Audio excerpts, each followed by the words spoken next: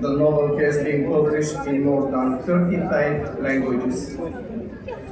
Ժամանակի ապոստոլյան վեպը Անժելա Ռոդելի անգլերեն թարգմանությամբ 2023 թվականին արժանացել է Բուքերյան միջազգային մրցանակին։ Կարևոր է նշել, որ վեպն այս մրցանակին առաջադրված առաջին հունգարական գիրքն է, իսկ 2020 թվականին հրատարակվելուց ի վեր թարգմանվել է ավելի քան 35 լեզվով։ During the Booker Prize ceremony, Georgi Gospodinov remarked that this award is exceptionally important not only for him but also for the small literacy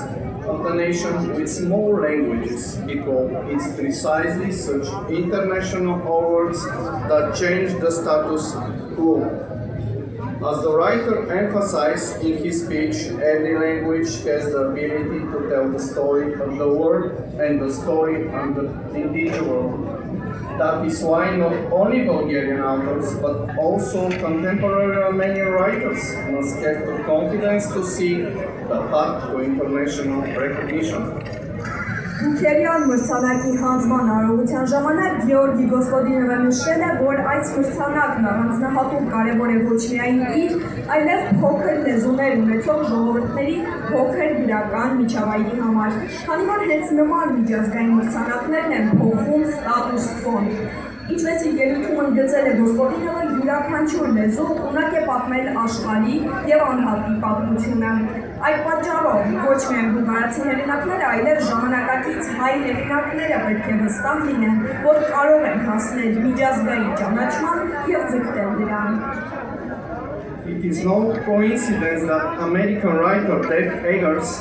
described Gospodinov as one of the Europeans' most fascinated and irreplaceable novelists, and his novel as his most expansive, soulful and mind-bending book. The British newspaper The Times calls the writer Georgi Gospodinov the Bulgarian Orwell. As noted in the review of the novel, Time Shelter shared some of the characteristics of Orwell's classic in 1984.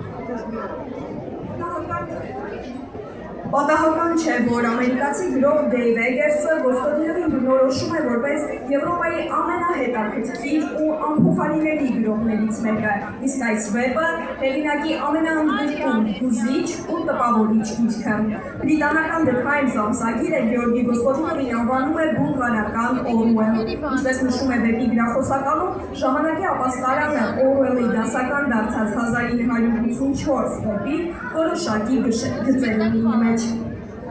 Without drawing comparison of the other prominent authors, it is worth mentioning that Georgi Gospodinov, the central themes is his work are memory, empathy, and the words new sense and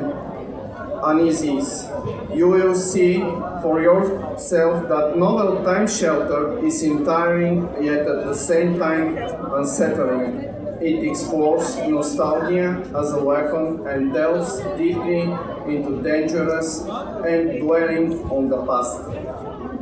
Չանելով համեմատություններ այլ ականավոր հեղինակների հետ արժե նշել, որ Գոսպոդինովի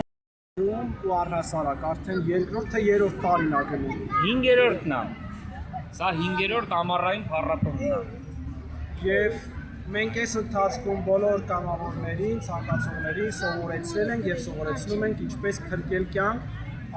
հատկապես սրտի կանգի ժամանակ Երևանի փոքր կենտրոնի տարածքում։ Երևանը դարձել է ամենապաշտպանված քաղաքը։ Միջազգային հարթակներով էլ արդեն մենք բավականին բարձր սանդղակի վրա ենք։ 40 եւ ավել դեֆիբրիլյատորներ տեղադրվել են փողոցում եւ բոլոր ցանկացողները կարողանում են թե մանիկենի վրա, թե դեֆիբրիլյատորի վրա ստուգել, փորձել, փրկել եւ հերոսանալ։ Ցանկացողները կարող են մոտենալ, ստուգել, գիտակցություն, շնչառություն, սիրտը աշխատում է, թե չի աշխատում, ինչպես են սրտի աշխատանքը վերականգնում, մինչև շտապօգնությունը կմոտենա։ Աշջանվարել։ Ոնց ենք ստուգում գիտակցությունը։ Ուսը թափահարում է, հարցերը ուսը թափահարի, Հարցերը դու։ Եթե լսում ես երբ սեղմի, աչքերը բաց։ Ահա։ Եթե չկա արձագանք, ստուգում ենք շնչառությունը, դրա համար բացում ենք շնչուղիները, ապրես։ Ականջը մոտեցնում ենք, 10 վայրկյանում ստուգում ենք, շնչում է թե ոչ։ Եթե չի շնչում, շնչում է։ Մի քիչ շնչում է։ Եթե չի շնչում, սիրտոկային ենք անում, ապրես։ Դավայ։ Վստահ։ 1, 2, 3, 4, 5, 6, Էնունց լղենաբա։ Ապրես։ Կարաս, որ հոգնես օգնության կանչես, որ մարդիկ մոտենան քեզ փոխարինեն։ Ով է գալի, էմորի։ Դավայ։ Այդտենց ուժեղ սասում ես։ Ճիշտ է։ Հոп, դες կոտրատեց վերականգնվի։ Կոտրեց, աշ, պետք է մինչև թողես մոտենալը, ինքը պետք է նայի, այսենց պետք է անենք, գնաց, 1, 2, 3, 4, 5, 6, 7, 8, 9, 10, 1, 2, եկեք, ով կարա այս ձև սեղմի գալիս է, եկեք, արգիշտին պետք է վերականգնենք սրտի աշխատանքը, արգիշտն է, Աբա,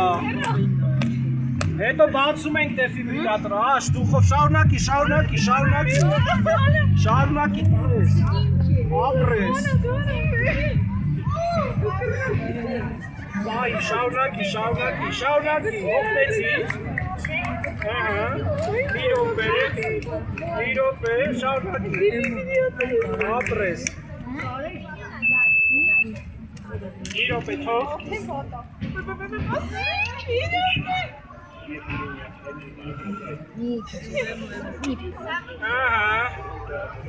Հիմա բոլորը հետ են կանգնում,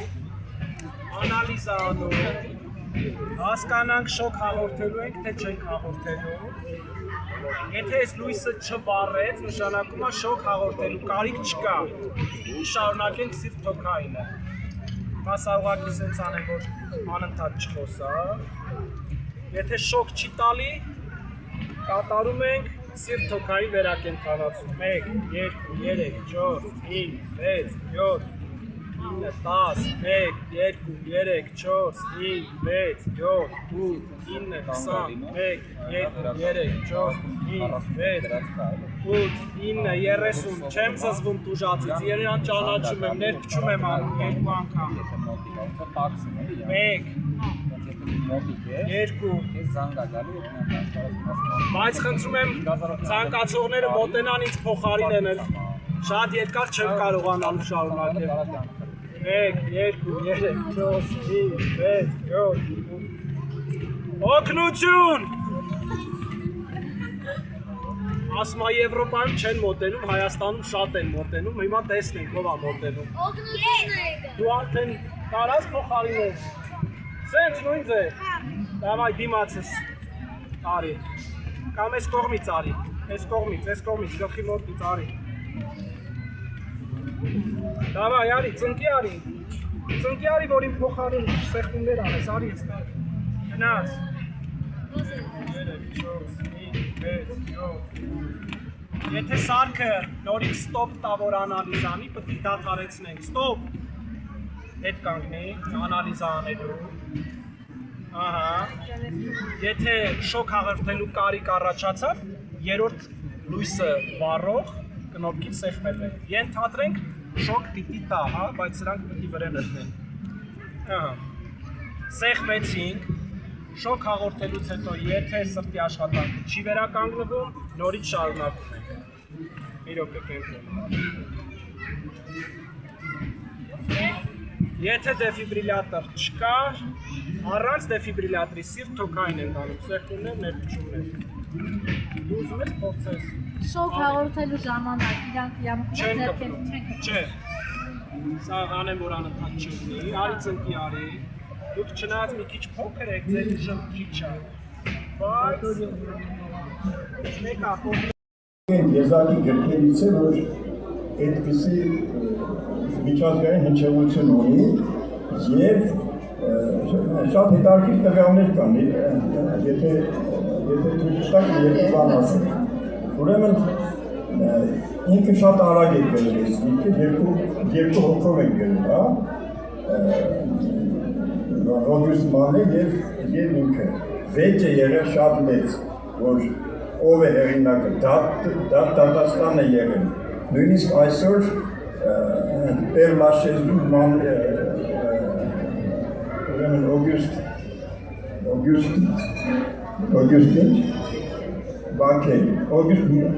Մաքեի արձանը կա, որի վրա գրված է, որ ասթանգչի 3 հրացանակիների, Կոմս Մոնտե Քրիստոյի, 10 տարյանցի հեղինակը։ Ինքը լույս է տեսել զարմանալի բան կա ինչայլոց, 2 տարում 44-45 թվականներին է լույս տեսել և 3 հրացանակիները և Մոնտե Քրիստոն։ Սարսափելի բան է, ինչ սարսափելի արագություն է։ Ես մի հոդված կարդացի ֆրանսերենով այս վերջի մասին և այնտեղ ասում է, որ լավ կլինի ասի ստորագրել է, ոչ թե գրել է։ Նույնիսկ այսպիսի հումորային բաներ էլի։ Դրա համար այս վեպի հայերեն շատ հայտնի վեպ է, չէ՞, օրինակ 200 տարեկան 200 էկրանավորում է ունենում ամբողջ աշխարհում այս վեպը։ Այսպիսի բան չկա վերջի 100 տարում։ Այսինքն, երբ որ ինձ Արտակը ասեց, որ անենք այս գործը, ես ասեցի, բայց կա հայերեն, ինքը ես կարդացել եմ Արտակի գրածը, որ շատ լավ է գրել, բայց ես կուզենայի դրա վրա ուշադրություն դարձնեի, շատ չեն խոսում։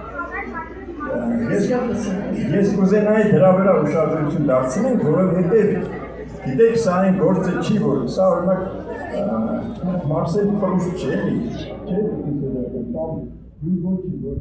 ոչ ունենա, որ իրա վրա, չէ, որ բարդ լինի հասկանում եք, ես ունեմ ասել, որ այդքան էլ պարտադիր չի էլի, որ եթե լավը լինի, չէ հայերենը, կարելի է նաև չթարգմանել էլի, բայց երբ որ ինձ Արտակն ասեց, եթե մենք իսկապես նայեցինք տեսանք, որ չէ, պիտի նորը պիտի արվի, չգիտեմ հիմա շարունակություն ունենալու է, չէ, հա, ենթարենք Կոմս Մոնտե Քրիստո լինելու է, չէ, բայց պիտի այդ հայացքով նայել, եթե հայերեն լավն է, մի քիչ կարելի է խմբագրել ու հայերեն լավն է։ Հայնիկի Սեդրակյան, հենց թարգմանության թեման եթե շարունակում, երբ թարգմանությունը կատարվում է անմիջապես բնագրից և ոչ թե միջնորդեցից։ Չէ, ես կիսեմ որ պաշտոնական, հենց ինձ ասացին, որ պետք է բանախոսից 3 հրացանակիները մի անգամից մեջս առաջացավ 3 նախանձ։ A. Թարգմանչի նախանձը, B. Մանկան նախանձը, որ 3 հրացանակիները ունեցել է իբրև հերոսների մոդուլ, և ի վերջո անտեղյակության նախանձը, որ ինչի լույս է տեսնում և ես տեղյակ չեմ։ Ու ես խնդրեցի մի գլուխ գոնե, որտեղ ասին գիրքը չենք կարող տալ,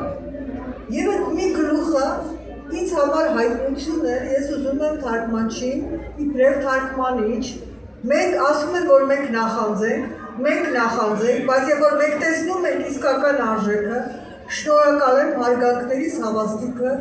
հայրուն հայրենի, դուք ասում եք ոչ չկա, բայց այդ արկածային, թեթև, ոչինչ չնշանակող, բառերը գլորող ոճը, դա էլ իրատեսակ ոճ է և լիարժեքորեն փոխանցված։ Ուզում եմ ասել, որ Դյուման այնքան էլ ոչ միանշանակ մարդ է,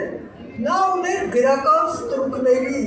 մի ամբողջ շարք, այո, դա կոչվում էր գրական ստրկություն։ Նրանք գրում էին Դյումայի փոխարեն, նա երբեմն անցնում էր, երբեմն չէր անցնում դրա վրա, շատ զբաղված էր ուրիշ գործերով, սիրային վեպերով և այլն։ Բայց թարգմանության մասին կասեմ հետևյալը. շնորհակալ ենք Նյումեգին, շնորհակալ ենք թարգմանչին հետևյալ ավանդույթի համար. ազատել թարգմանությունը միջնորդ լեզվի, տվյալ դեպքում ռուսերենի բռնաճնշումից։ Ու գիտեք, դա ոչ մի, ես ինքս ռուսերենի լավ գիտակ եմ իրապես և սիրահար ռուսական գրականության, բայց ռուս թարգմանությունը անում է հերթական գաղութատիրական մոդուլը։ Գիրքը երեխայի համար է, գրքից մի դուրս գան բոլոր վատ բառերը,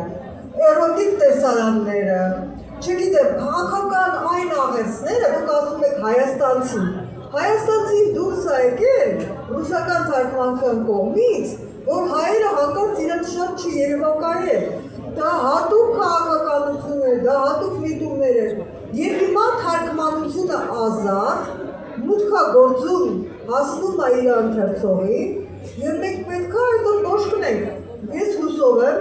որ ես ոչ խմբագիրն եմ, ոչ Հունիսի 27, 2026 թվական Երևանի Երազայգում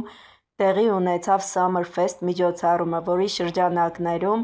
ներառված էին բազմաթիվ ծրագրեր և միջոցառումներ, որոնցից մի մասը գիտակրթամշակութային էր, ինչպես նաև նշեմ, որ Նյումեգը կազմակերպել էր գրքերի տոնավաճառ ցուցահանդես վաճառք, և նաև միաժամանակ տեղի էին ունենում